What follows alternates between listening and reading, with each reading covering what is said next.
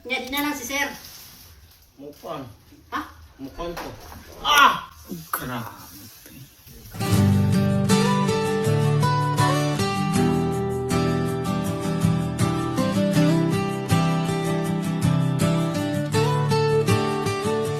Kung masakit ang likod o balikat man, huwag ka nang magtiis pa dyan.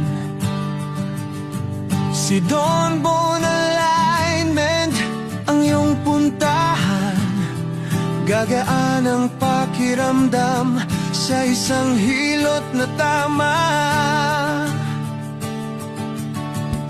Pagod sa trabaho o mabigat na pasan, isang sesyon lang, luwag agad ang laman. Maingat ang kamay at tunay na alam, ang hilot na mula puso at may malasakit naman. Don Bon Alignment, hawa ay ramdam mo agad. Tamang hilot, tamang galaw, balik ang lakas at sigla mo.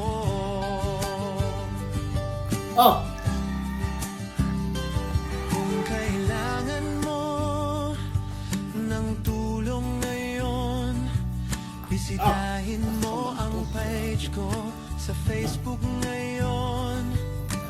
Don Bon Alignment, hanapin mo serbisyong tapat para sa iyo. Don Bon Alignment, ginhawa ay ramdam mo agad. Sa hilot na maingat at tama, balik siglaan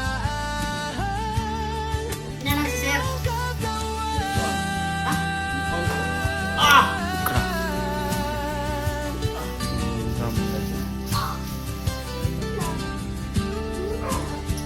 Don Bon Alignment, ginhawa ay ramdam mo agad. Tamang hilot, tamang galaw, balik ang lakas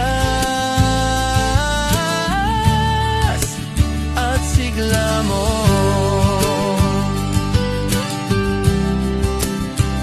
Don Bon Alignment, ginhawa ay ramdam mo agad.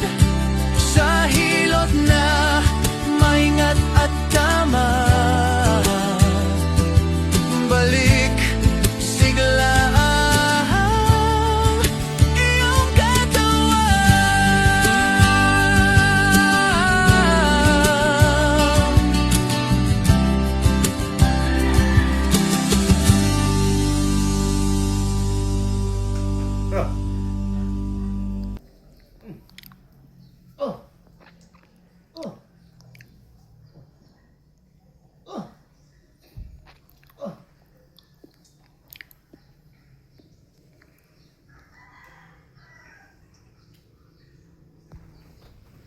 Ulat-ulaton rin nga.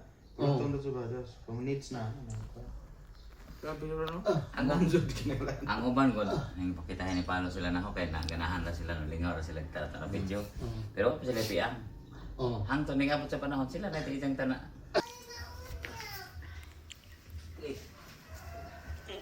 Hindi ko katindog sa nakitan ko. Sige, baklas. Ang imong batiwan nga sakit, ang kuwan.